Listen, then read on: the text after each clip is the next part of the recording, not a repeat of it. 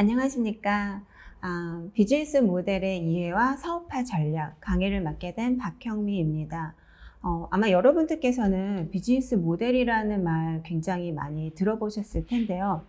특히 요즘에 스타트업들 때문에 더 각광받는 단어가 되었죠. 근데 과연 비즈니스 모델이 무엇인가 좀 잘 모르시는 분들이 있을 것 같아서 제가 오늘 비즈니스 모델은 무엇이고 그리고 어떻게 구성이 되어 있으며 과연 기업은 그리고 창업자들은 어떻게 비즈니스 모델을 구성을 해야 되는지에 대해서 한번 알아보는 시간을 가져보도록 하겠습니다. 일단 제 소개를 좀 먼저 드리면요. 저는 전공이 좀 여러 개라서요. 일단은 컴퓨터공학 그리고 뷰티, 부동산 그리고 이제 MBA에서는 제가 MIS 쪽, 빅데이터 쪽을 전공을 했고요. 현재 한 24년째 제가 이제 대기업 나와서 창업과 사업을 이제 병행을 하고 있습니다. 그리고 건국대에서는 소셜벤처와 사회적 경제 쪽 강의를 하고 있고 여러분이 알고 계시는 정부 지원 사업, 창업 쪽에 거의 모든 심사와 그리고 멘토링 강의를 하고 있습니다. 그래서 제 중심적인 어떤 전공은 아니지만 제가 현재 맡고 있는 어떤 파트는 거의 플랫폼, 요즘에 가장 많이 나오죠. 그리고 비즈니스 모델, 그리고 온라인 마케팅 이런 쪽이기 때문에 제가 실무와 접목을 시켜서 오늘 강의를 진행을 해보도록 하겠습니다. 오늘은 강의가 세 가지 파트로 구성이 됩니다. 첫 번째, 과연 비즈니스 모델이 무엇일까요? 라는 거 하나. 두 번째, 그러면 과연 비즈니스 모델은 어떻게 만들어야 될까요? 궁금하시죠? 그리고 세 번째는 이 비즈니스 모델은요, 혹시 BMC라는 거 들어보셨나요? 비즈니스 모델 캠퍼스라는 툴이 있습니다. 이 툴을 통해서 비즈니스 모델을 보통 그 계획을 세우고 전략을 수행하고 거기에 맞춰서 사업을 진행을 하게 됩니다. 그래서 제가 이 세 가지를 가지고 강의를 진행을 해보도록 하겠습니다. 그렇다면 과연 비즈니스 모델은 무엇일까요? 우리가 BM이라는 단어를 많이 사용을 하죠. 궁금하시죠? 한번 들어가 보도록 하겠습니다. 첫 번째로 비즈니스 모델이 구성이 되려면 가장 중요한 것이 무엇일까요? 맞습니다. 바로 제품 또는 서비스가 있어야 되겠죠. 물론 기업이 어떤 본인들이 가지고 있는 어떤 경쟁력을 가진 제품들이 있기 때문에 사업을 시작을 하게 되겠죠. 그런데 이 제품과 서비스만 있다고 기업이 사업을 시행을 할 수 있을까요? 아니죠. 가장 기본적인 것은 우리의 제품과 서비스를 사주는 고객층이 구성이 되어야 되겠죠. 그래서 이 비즈니스 모델은요, 기본적으로 고객이 필요합니다. 누가? 우리 제품과 서비스를 구매를 해서 이용을 할 수 있는 사람들을 우리는 모두 고객이라고 얘기를 합니다. 그러면 제품과 서비스를 가지고 고객한테 어떤 활동들을 하겠죠. 이 활동들을 해서 가장 궁극적인 목적, 바로 기업이 추구하는 가장 궁극적인 목적은 바로 수익 창출이라고 옆에 나와 있죠. 그럼 과연 수익 창출을 위해서는 어떤 활동들을 할까요? 수많은 활동들을 하게 되어 있죠. 그 많은 활동들을 다 종합해서 우리는 비즈니스 모델이라고 얘기를 합니다. 간략히 설명을 드리면 제품과 서비스를 소비자한테 제공해서 얻는 수익, 그 수익을 얻기 위해서 하는 마케팅 활동들, 어떤 전략들 이런 것들을 비즈니스 모델이라고 말을 하기도 하고요. 또 하나는 두 번째입니다. 두 번째는 바로 어떤 사업 아이디어, 비즈니스 아이디어, 차별성 있는 아이디어, 획기적인 아이디어를 우리는 비즈니스 모델이라고도 말을 합니다. 그래서 아마 여기저기에서 비즈니스 모델이라는 단어를 사용을 하실 텐데요. 그때 중점적으로 여러분들께서 관심 있게 봐야 될 파트가 바로 이거예요. 어떤 제품인가? 고객은 누구인가? 그래서 얻는 수익 구조가 무엇인가? 이 세 가지와 과연 다른 기업들, 다른 경쟁사와 다르게 차별화 전략이 무엇인가? 이게 바로 다 비즈니스 모델에 포함이 되어 있다고 볼 수 있습니다. 그러면 이제 개념 정리 되셨죠? 그러면 일단 비즈니스 모델을 만들기 위해서는 우리가 기본적인 사항들이 필요합니다. 저희가 그런 것을 항상 환경 분석이라고 말을 해요. 환경 분석이라는 것은요, 여러 가지 지금 제 주변에 있는 환경, 제 뒤에 있는 배경, 제가 여러분과 소통할 수 있는 이 카메라, 이런 것들도 저한테는 제 주변에 다 환경이죠. 여러분 주변을 한번 살펴보시겠어요? 네, 주변에 뭐가 있을까요? 여러분들 눈에 보이는 환경들이 있죠. 그것을 우리가 외부 환경이라고 얘기를 합니다. 네, 외적인 부분, 나를 둘러싸고 있는 환경들. 그러면 그 기업을 둘러싸고 있는 환경들이 있을 거예요. 그 외부적인 환경과 내부 환경은 어떤 것이 있을까요? 지금 여러분들 혹시 지금 누워 있으신가요? 앉아 계시나요? 아니면은 학교에 있나요? 회사에서 일을 하시나요? 그럴 때 지금 여러분의 몸 상태는 어떠신가요? 무엇을 걸치고 계신가? 이런 것들이 저한테 속한 것들을 우리는 내부 환경이라고 표현을 합니다. 그래서 환경 분석은 두 가지로 나뉘죠. 외부 환경, 그리고 내부 환경. 이 두 가지를 분석을 해서 우리는 여러분들 혹시 들어보셨죠? 네, 수압 분석이라는 것을 하게 됩니다. 수압 분석은 모든 기업들이 사업을 하기 전에 아니면 사업을 하면서도 계속 진행을 하는 툴이에요.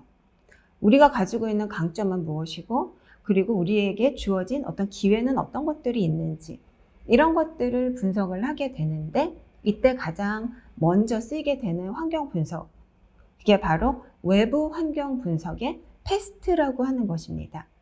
P-E-S-T. P는 정치적인 부분입니다. E는 경제적인 파트, 그리고 S는 사회적인 파트, T는 기술적인 파트예요. 이 네 가지 부분은요, 우리 주변의 모든 환경을 말합니다. 근데 보통 이렇게 말씀드리면, 정치적인 문제라 그러면 혹시 나의 기업의 정치적인 성향인가요? 라고 하시는데, 그게 아니고요. 만약에 우리가 이 사업을 하게 되는데 법적 규제가 있는지, 아니면 내가 이 제품을 만드는데 인허가를 받아야 되는지, 혹시 우리나라에서는 판매 불가인 제품인지, 이런 것들이 바로 정치적인 부분이라고 얘기를 합니다. 두 번째로 경제적인 환경 분석은요, 여러분 혹시 여러분 TV 어디서 보시나요? TV 프로그램이요. 텔레비전이라는 우리가 디바이스에서도 보지만 템플릿에서도 보고 핸드폰에서도 보고 여러 가지 우리가 툴을 사용해서 보고 있죠. 그런데 TV를 핸드폰에서 본다? 이거는 여러분 몇십 년 전에는 말도 안 되는 얘기였어요. 그런데 지금 어떻죠? 여러분이 핸드폰에서 TV도 보고 강의도 듣고 게임도 하고 친구랑 통화도 하고, 그리고 영상으로 먼 곳에 있는 사람들과 소통도 하고, 또 메타버스라는 VR을 통해서 여러분들께서 가상현실에서 어떤 활동도 하게 되시죠. 이게 바로 이쪽 분야가 경제적으로 성장을 했다는 것을 보여줍니다. 혹시 아주 예전에 여러분 카세트 테이프라는 거, MP3 플레이어라는 거 모르시는 분들 너무 많으시죠? 지금은 우린 그냥 음원을 다운받아서 듣잖아요. 그게 바로 예전에는 그 시장이 굉장히 활성화됐었어요. 우리가 카메라라고 하면 지금 디지털 카메라, 모바일로 다 사진을 찍는데, 그때는 또 아날로그 필름이라는 것이 있었거든요. 필름을 인화하고, 이게 바로 그런 어떤 제품들이 시장이 형성이 되어 있기 때문에 나왔던 것이죠. 그런데 지금 어떠신가요?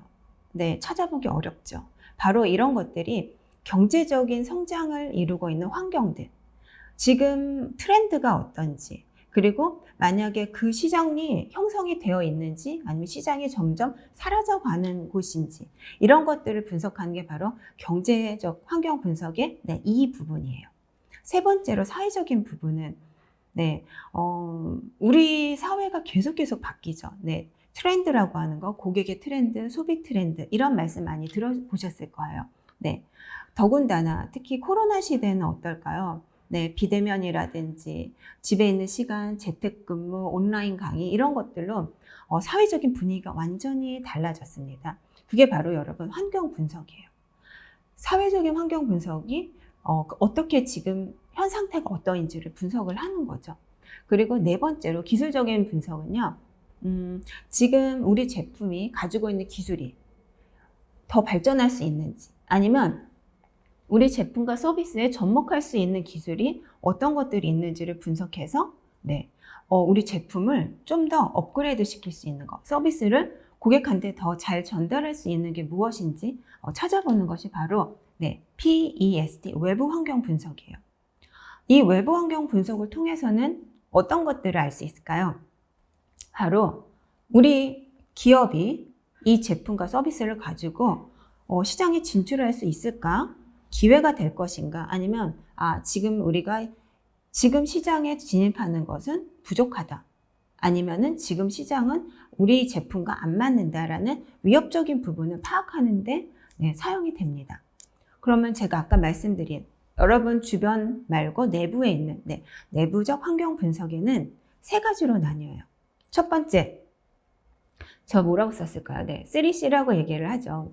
아마 마케팅 전공을 하신 분들은 어느 정도 많이 들어보셨을 거예요. 첫 번째가 컴퍼니, 뭐죠? 자사.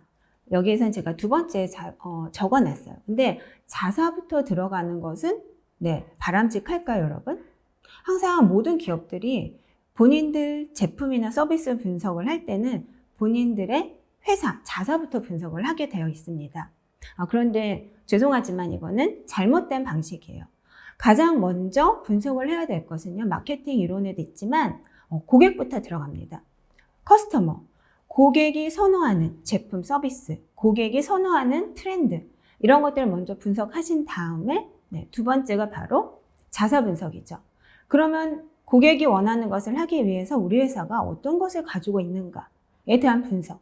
세 번째는 바로 컴페티터, 경쟁자라는 분석이 들어갑니다.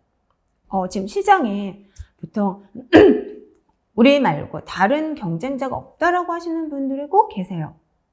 과연 그럴까요? 여러분들이 모를 뿐이지 사람들의 아이디어는 거의 비슷합니다. 그리고 이미 우리가 생각한 아이디어를 진행하고 있는 기업들이 있어요. 이럴 때 과연 경쟁자가 없으면은 좋을까요? 나쁠까요? 어떨까요?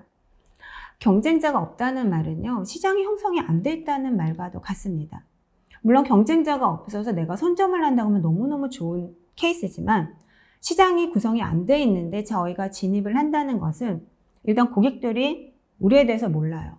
우리의 제품에 대해서도 모르고, 그러면 고객들한테 설득을 시키는 단계가 필요합니다.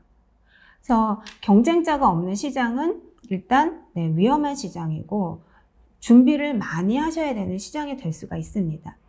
이 경쟁사, 자사, 고객, 이 세 가지를 분석을 하신 다음에는 바로 수학 분석에서 그럼 거기에서 얻을 수 있는 우리의 강점이 무엇인지, 약점이 무엇인지 이걸 가지고 수학 분석을 하게 됩니다. 환경 분석 끝났죠. 환경 분석 다음에 들어갈 것이 바로 시장에 대한 전략입니다. 저희가 시장에 대한 전략은 STP 전략이라는 것을 사용을 합니다. 첫 번째, 세그멘테이션, 시장을 나눕니다.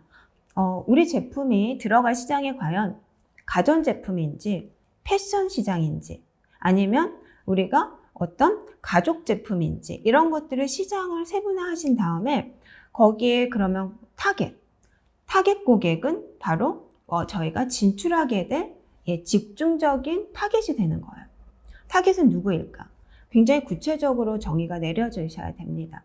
물론 누구나 다가 가능하겠죠. 제품마다. 하지만 누구나 다를 타겟으로 하시게 되면 거기에 따른 비용, 광고비, 그리고 제품도 누구나가 좋아하는 제품의 디자인, 특성, 가격대 이런 것들을 다 맞추기가 굉장히 어렵습니다. 또한 이렇게 누구나를 다 타깃으로 하는 시장은 보통 대기업들만 들어갈 수 있는 시장이에요. 그래서 기본적으로 기업들이 스타트업이나 아니면 중소기업들도 타깃을 정확히 잡아서 진행을 하게 되는 이유가 바로 여기에 있습니다.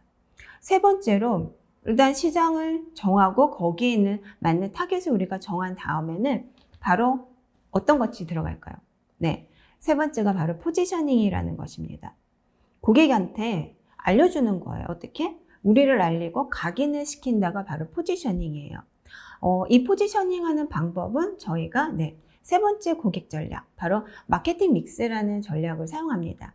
첫 번째, 저희 마케팅 믹스에서는요, PPP, 4개로 구성이 되기 때문에 저희가 4P라고 보통 얘기를 합니다. 첫 번째가 바로 프로덕트, 제품이에요. 과연 우리의 제품은 어떤 것일까?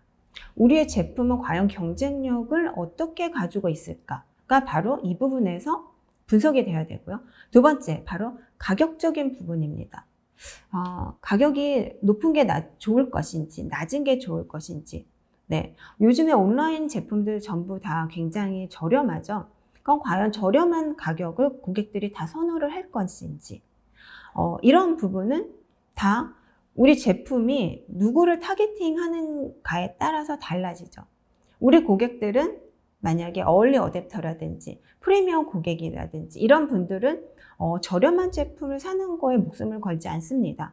대신에 그들이 원하는 고품질 아니면 그들이 어떤 소유할 수 있는 시장에 많이 뿌려지지 않은 이런 어떤 한계성, 이런 것들을 본인들이 만족을 할 수 있는 제품의 품질, 가격 이런 것들로 고객을 만족을 시켜야 되기 때문에 이 부분에 있어서 마케팅 믹스가 항상 어느 쪽이 더 옳다라고 할 수는 없어요. 대신에 여러분들께서 구체적인 전략을 딱 한 가지예요. 고객이 과연 우리 것을 어떨 때 살 것인가. 이렇게 생각하면 굉장히 편하시죠. 이때 사용하는 것이 바로 마케팅 믹스예요. 세 번째는 제가 플레이스인데 유통이라고 적어놨습니다. 여기에서 P는요, 채널이라는 표현이에요. 유통 채널.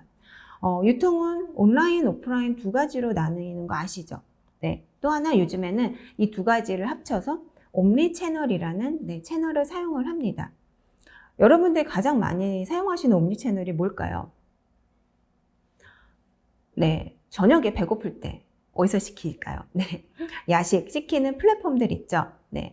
배달의 민족, 요기요 이런 플랫폼들은 여러분이 온라인으로 주문을 하시죠. 그러면 온라인에서 제가 음식 사진만 보나요? 아니죠. 오프라인에서 배달이 돼서 여러분들은 실제 음식을 드실 수 있어요. 이게 바로 온라인과 오프라인을 병행하는 옴니 채널이라고 얘기를 합니다. 그럼 과연 우리 기업이 가장 잘할 수 있는 채널, 우리 기업이 비용을 적게 들이고 할 수 있는 채널은 무엇인가? 또 하나, 우리 고객들이 가장 선호하는 채널은 무엇인가가 바로 이 플레이스에서 세워야 될 전략입니다. 네 번째가 바로 프로모션이에요. 고객들한테 그러면은 우리의 제품을 알리기 위한 광고, 홍보 방법을 어떻게 진행을 할 것인가? 요즘에 가장 많이 활용하는 것이 바로 SNS, 광고라고 말씀 많이 하시죠. 다들 그러세요. 광고 어떻게 하실 건가? 그럼 당연히 SNS죠. 그럼 SNS는 여러분 채널이 하나인가요? 아니죠. 구글, 네이버, 또 인스타, 페이스북, 트위터, 틱톡 너무 많은 채널들이 있죠. 그럼 그 채널들을 다 광고를 하실 수 있나요? 비용이 이제는 만만치 않습니다. 예전에 오프라인에서 광고를 하게 되면 비싸다고 생각을 하셨는데 요즘에 온라인은 예전에 오프라인만큼 비용이 너무너무 비싸요. 그래서 지금 현재 우리 고객한테 맞는 채널에 광고를 집행을 하시고, 또 하나 효과적인 채널, 내가 비용을 적게 들여서 효과적으로 광고를 할 수 있는 채널이 무엇인가가 굉장히 중요합니다. 거기에 맞춰서 프로모션 전략도 다르게 구성을 하셔야 되겠죠. 이렇게 환경 분석이 진행이 된 후에 마케팅 전략까지 이루어지면은 어떨까요, 여러분? 어느 정도 완벽해졌다고 볼 수 있겠죠. 그러면 과연 요즘의 고객 트렌드는 어떤 것들이 있는지 한번 생각을 해볼까요? 제가 아까 말씀드렸죠. 환경 분석에서 소셜 파트, 사회적인 부분은 계속 변화한다. 그럼 제가 한번 요즘의 사회적인 트렌드에 고객들이 가장 선호하는 키워드가 무엇인지 한번 뽑아봤습니다. 당연히 코로나 때문에 비대면, 언택트라고 얘기를 하죠. 언택트는 제가 직접적으로 직원이나 누군가를 대면하지 않고 서비스를 받는 것을 바로 언택트라고 하는데요. 이제는 이 언택트를 넘어서 온택트라는 단어를 사용을 합니다. 온택트는요, 바로 온라인을 통해서 이루어지는 비즈니스를 온택트라고 얘기를 해요. 그러면 여러분, 과연 이 언택트, 온택트가 갑자기 생겨난 단어일까요? 아니죠. 여러분들 온라인에서 쇼핑하시잖아요. 그쵸? 예전에도 다 있었는데 어떤 문제 때문에? 현재 지금 환경 때문에 우리가 오프라인을 이용 못해서 온라인으로 더 집중이 된 거죠. 아이들이 학교에 가지 못합니다. 하지만 교육을 해야 되기 때문에 언택트로 비대면으로 아이들이 화상으로 교육을 받아야 되고, 또 하나 회사에서 근무를 할 수 없기 때문에 어떻게 되죠? 재택근무를 하게 되었습니다. 이게 바로 여러분 환경이 달라지기 때문에 거기에 맞춰서 그러면은 그 분야의 기업 제품들이 점점 시장을 장악하게 될 수밖에 없는 거죠. 또 하나 중고거래 어떤 게 있죠? 바로 당근이죠. 당근은 여러분도 혹시 사용해 보셨나요? 굉장히 편리하죠. 특히 당근이 활용되는 곳 중에 가장 당근 없이 못 사는 우리나라 지역이 있습니다. 바로 제주도입니다. 제주도는 요즘 아무리 새벽 배송, 일일 배송, 당일 배송이라고 하지만 그게 적용이 되지 않죠. 특히 제주 산간 지역은 택배비가 더 많이 증가가 됩니다. 특히 그리고 당일 배송은 안 되고요. 이래서 이 중고거래, 바로 우리가 공유 경제라고 얘기를 합니다. 자원을 활용을 하는 거죠. 이미 있는 자원을 필요한 사람들에게 나눠 쓰자가 바로 공유 경제예요. 이것을 가장 잘 활용하는 것이 바로 우리나라의 당근마켓 플랫폼이라고 볼 수 있습니다. 이런 것들. 예전에 과연 사람들이 중고에 대해서 이렇게까지 집중을 했을까요? 아니죠. 환경이 달라졌기 때문이에요. 또 하나, 멀티페르소나라는 말 들어보셨죠? 무엇일까요? 여러분 혹시 여러분을 생각해 보시겠어요? 나는 지금 직업이 무엇인가? 직업이 하나 있고요. 나는 우리 가족 구성원들 중에서 어떤 위치에 있는가? 장녀인지 막내인지 아니면 내가 어느 가정의 아버지인지 어머니인지 이런 거에 따라서 뭐죠? 여러분이 가지고 있는 특성들이 하나가 아니라는 거예요. 여러분이 만약에 취미생활을 하시게 되면은 운동을 하신다든지 자전거를 타신다든지 그러면 거기에 맞춰서 여러분들의 관심사가 또 달라지죠. 거기에 따라서 소비 트렌드가 달라집니다. 예전에는 어떤 고객을요 하나의 기준으로 잡았다면 요새는 하나의 고객이 여러 가지 특성으로 나뉘게 된다는 것이 바로 멀티 페르소나라고 할 수 있습니다. 고객은요 이제는 하나의 특성을 갖고 있지 않습니다. 그리고 라이브 커머스 당연히 영상으로 제작하는 광고, 쇼핑들. 맞춤형 서비스는 무엇일까요? 예전에는 서비스가 나오면은요, 고객들이 그 서비스에 맞춰서 제품을 구매를 했습니다. 근데 이제는 너무 많은 서비스들, 제품들이 인터넷, 온라인에 너무 많기 때문에 본인이 원하는 것을 찾기가 어렵죠. 불가능하기도 합니다. 그래서 고객이 원하는 사항을 추려서 찾아주는 서비스가 바로 맞춤형 서비스라고 볼 수 있습니다. 여러분들께서 직원한테 만약에 매장에 가셔가지고 점원한테 원하는 제품, 사이즈, 색상 이런 것들을 얘기를 하면 점원이 찾아와 주죠. 이런 것들이 요새는 플랫폼에서 다 가능하게 되는 맞춤형 서비스들이 나와 있습니다. 또 하나 윤리적 소비라는 거 혹시 들어보셨나요? 요새는 ESG라든지 기업의 사회적 책임, 그리고 환경 문제 이런 것들 때문에 고객들이 성향이 예전과는 많이 달라졌습니다. 그래서 호주에서 작년에 온라인 쇼핑을 한 고객들을 대상으로 설문조사를 했는데 거기서 4분의 1 정도가 내가 비용을 얼마 더 내더라도 윤리적 소비를 하는 기업의 제품, 환경을 생각하는 제품, 그리고 사회를 생각하는 그런 기업의 제품을 사용하겠다라고 답을 했습니다. 우리나라에서도 지금 이런 윤리적 소비가 이제는 아무런 옛날 얘기도 아니고 그리고 연령층에 따라서 구분이 되지도 않고 있습니다. 특히 코로나라는 이 질병 때문에 사람들의 인식이 많이 바뀌었죠. 여러분 이런 것들이 고객 트렌드예요. 제가 말씀드리는 것은 지금 제가 고객 트렌드로 말씀드린 것은 예전과 달라진, 혹시 느끼셨나요? 그럼으로 인해서 새로 생겨난 서비스들, 제품들이 너무 많아요. 저희가 이런 것들을 뭐라고 얘기를 할까요? 아, 새로운 비즈니스 모델을 가지고 있군요 라고 얘기를 하죠. 네, 그래서 제가 말씀을 드리게 된 거예요. 그러면 비즈니스 모델은 과연 어떻게 구성이 될까요? 저는 4가지로 구성을 해봤습니다. 첫 번째, 제품과 서비스. 기본적인 제공을 해야 될 어떤 무형이면은 뭐죠? 서비스. 유형이면은 제품이라고 부르죠. 이것이 있어야 되고, 그럼 이 제품과 서비스를 사용할 고객이 있어야 되죠. 그럼 그 고객에게 어떻게? 고객이 구매를 하도록 유도하고 고객이 알도록 어떤 행동을 하는 것이 바로 마케팅이라고 얘기를 합니다. 네, 마케팅 활동을 통해서 고객들은 아, 이런 제품이 있구나. 아, 한번 써볼까? 구매를 하게 되죠. 그로 인해서 이 기업은 바로 수익을 창출하게 되는 것이죠.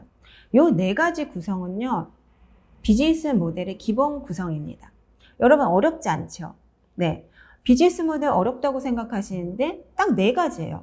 제품과 서비스를 고객에게 어떻게 마케팅 활동을 통해서 제시하고 거기에 따른 수익을 창출하는 것. 이것이 바로 비즈니스 모델이에요.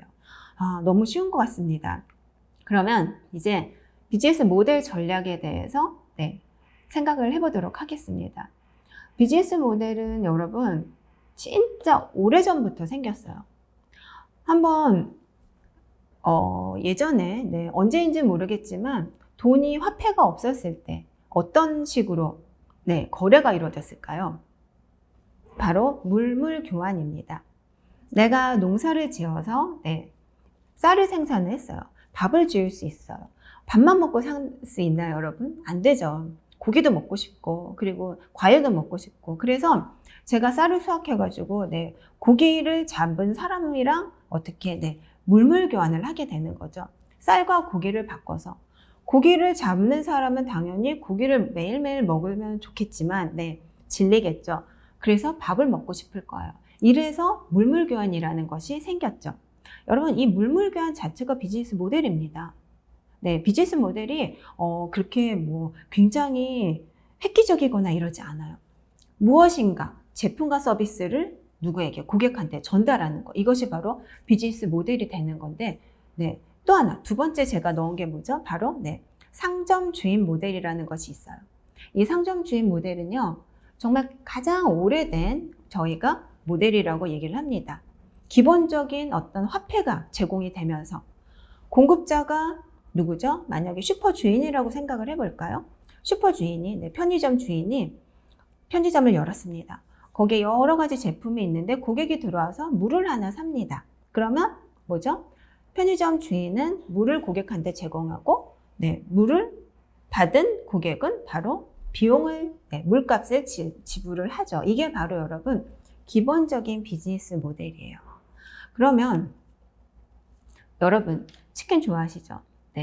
특히 치킨과 맥주의 조합. 우리나라에서 그 유행했던 치맥이 한때 중국과 아시아 전역 그리고 유럽까지도 확장이 돼서 열풍을 일으켰습니다. 근데 치킨 요리는요, 전 세계 어느 나라나 다 있어요. 대만에서도 이 치킨 요리가 굉장히 유명하고요. 그리고 인도에서도 그렇고요. 그럼 과연 저희가 한번 치킨집을 생각을 해보도록 할게요. 치킨집 사장님은 제품이 무엇일까요? 바로 치킨 요리요. 프라이드 치킨, 양념 치킨, 여러 가지 뿌린 거, 반반 치킨, 여러 가지 종류의 요리가 있습니다. 그럼 이걸 가지고 고객들한테 제공을 해요. 그럼 첫 번째로 한번 제가 오른쪽에 구성도를 그린 거 한번 보실까요? 공급자는 누구일까요? 저 돌아다니는 치킨을 잡아서 갖다가 주는 공급자가 있겠죠. 치킨은 치킨집 사장님이 직접 병아리부터 키우진 않을 거라고요. 그쵸? 그럼 그 치킨을 가져오는 곳이 바로 치킨을 사육하는 곳이 있을 수 있고, 아니면 이것을 유통하는 곳에서 치킨집 사장님은 치킨을 원재료라고 표현을 합니다. 이 원재료 치킨을 제공을 받습니다. 그리고 뭘 줄까요? 당연히 대금을 지급하죠. 돈을 지불합니다.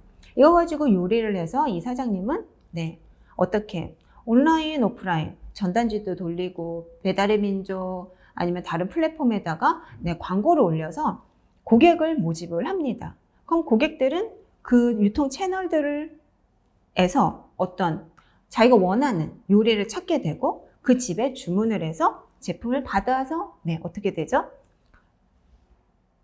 네, 제품을 받으면 어떻게 돼요, 여러분? 돈을 내야죠. 이게 바로 여러분, 이 비즈니스 모델 구성된 가장 기본이 딱 두 가지예요. 하나는 서비스의 흐름, 그 다음에 두 번째는 바로 돈의 흐름입니다. 이것이 이 보통 비즈니스 모델을 할 때는 기본적인 구성도의 네, 주요한 사항들이에요. 그러면 이로써 이 치킨집 사장님은 어떤 것을 얻을 수 있을까요? 예, 수익, 바로 치킨을 팔아서, 치킨 요리를 팔아서 얻는 네, 돈, 또 거기에 따른 음료수, 알코올 같은 사이드 메뉴 이런 것들을 팔아서 네, 받는 수익, 바로 판매 수익이 되겠죠. 네, 이렇게 보면은 치킨집에 여러분 이제 비즈니스 모델 아시겠죠?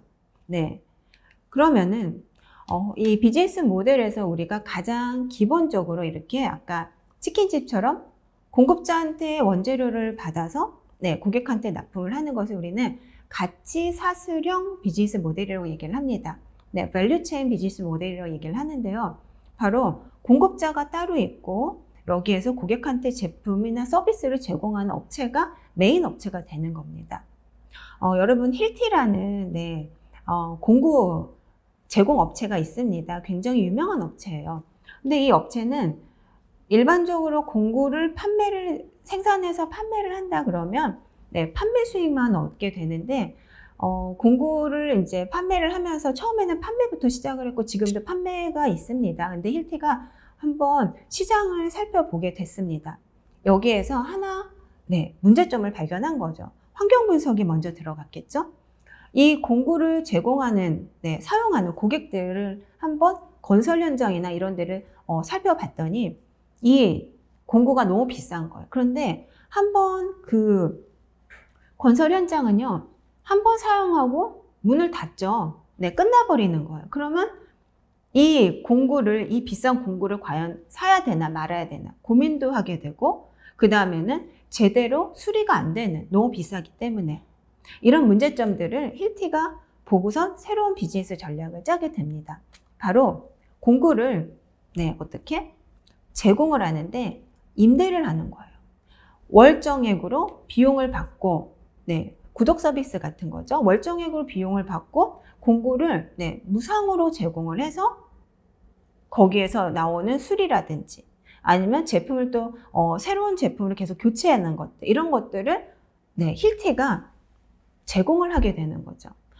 이런 것들은 여러분, 만약 힐티는 그럼 수익이 판매만 했다고 하면 판매 수익밖에 없었겠지만 이런 비즈니스 모델 구조로 간다면은 네, 공구를 대여하는 대여 수익이 있고요. 또 하나, 처음에 월정액 서비스에 들어가는 공구 대여할 때 월정액 서비스가 있고요. 그 다음에 뭐가 있겠죠? 힐티가 이 환경을 분석을 해서 그 건설업체 환경을 분석을 해서 어떤 공구가 필요하다. 언제마다 교체를 해야 된다. 그런 것들을 바로 컨설팅을 해주게 됩니다. 그래서 컨설팅 수익까지 힐티는 새로운 비즈니스 모델을 구성을 하게 되었죠. 여러분 어떠세요? 공구를 만들게 되면은 그냥 판매만 하면 된다고 하는 판매 수익밖에 생각을 못 하겠지만 네, 이렇게 비즈니스 모델은요.